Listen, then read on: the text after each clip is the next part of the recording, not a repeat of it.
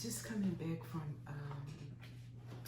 being outside, and the first thing that struck me were the beautiful stacks and sets of clouds. I mean, the divine's work is just too awesome. I was just taken aback. It was just glorious. Thick, thick, bright white with an edging of silver, bright light. I mean, it was just gorgeous, gorgeous. Let's see what else. Oh, and then the trees. The trees are so gorgeous this time of year at the fall. You know, all the colors, the spectrum of oranges, yellows, and reds. It's just too beautiful.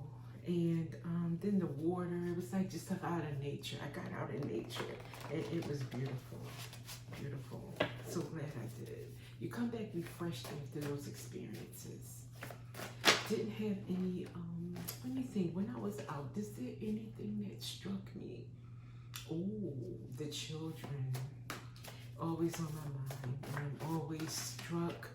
This is all my life, you know. I'm always having to witness incidences of children being mistreated. But I don't want to make the reading about that. I do not want to bring that energy here, but I did remember to pray for them, and I will ask you to pray and always pray for children to be cared for and loved as they are meant to be.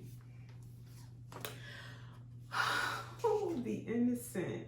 Oh my gosh. I'm just shuffling and talking and pouring the energy into the cards, and the divine said, nope, I do want you to focus on the innocent. So I shall. So I shall. Being optimistic, free spirit, living a simple life. And that was what was happening. You know, parents rush children. They holler at them. Not all. And if you don't, praise you, thank you 1,000 times. But there are parents that do that, and they're just being kids. They were coming from an event. They were happy. They had a good time. The energy was flowing. So it's like, you know, and then they snap back to reality with that sharp, negative tone. Why ruin their day? It's never a time for it, number one.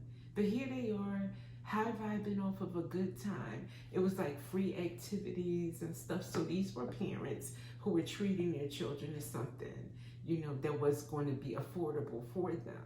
Let's just call a spade a spade. And the kids, instead of going home to love and the parents picking up on that high vibration, right away before they can even get into the car or get them home, it's like snap back to sharp reality. That's not why God brought us to this world. That's not why we have children. And I've always said, if you are not prepared to love a child, for God's sake, don't have one. You don't have to. Nobody's forcing you to. And you're not supposed to have a child to have someone to boss around and discipline and holler at. That's not why you have a child. For your ego to get a boost. Get it some other way.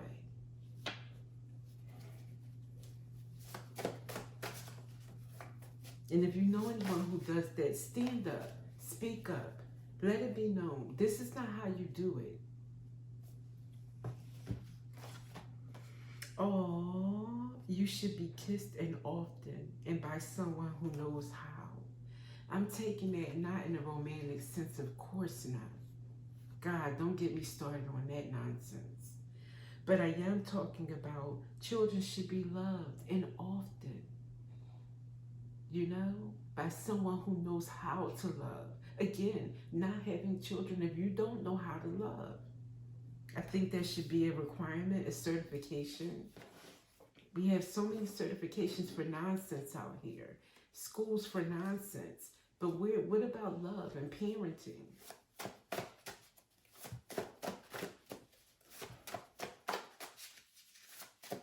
And yes, I did take those classes.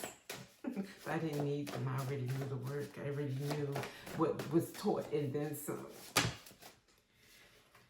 Oh boy, you're not an American. You're a victim of America. So what that screams to me is brainwashing, accepting status quo, not thinking outside the box.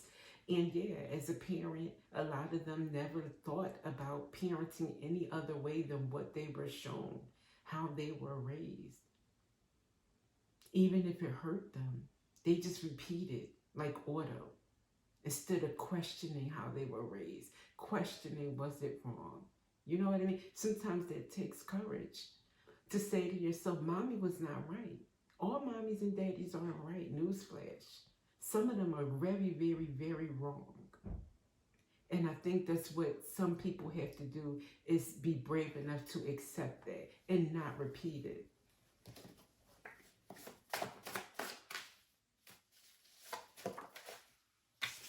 Blossoming. Because it's all about growing and developing in love. Blossoming. All right, put these aside.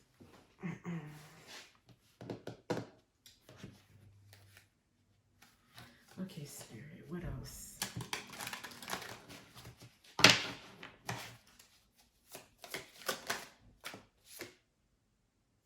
Shocking, turmoil, unexpected. Let's follow it up. Trapped, stuck, tied down, and captive. And one more. Maybe two, like I always. One, nope, two. Only you and hoping.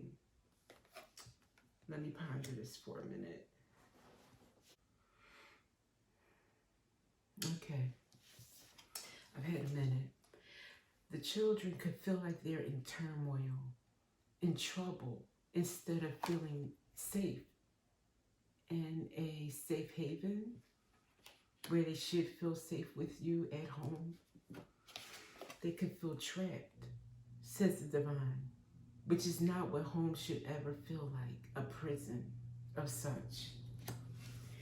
And then they also, these children, they have only you.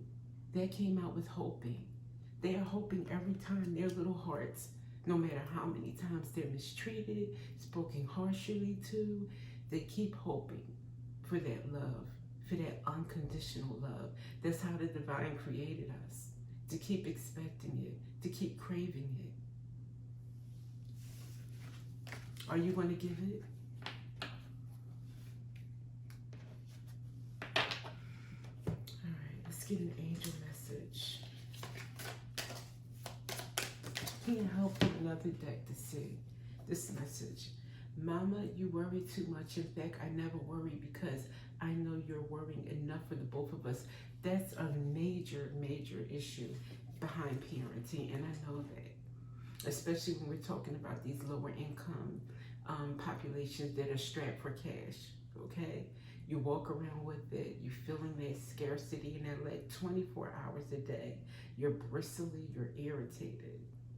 And the kids have to be, what do you call it? Absorbing that 24 hours just along with you. Yeah, we call them kids. And we say that they live child carefree. When in actuality, it's not like that. Because at least you can try. You have some control.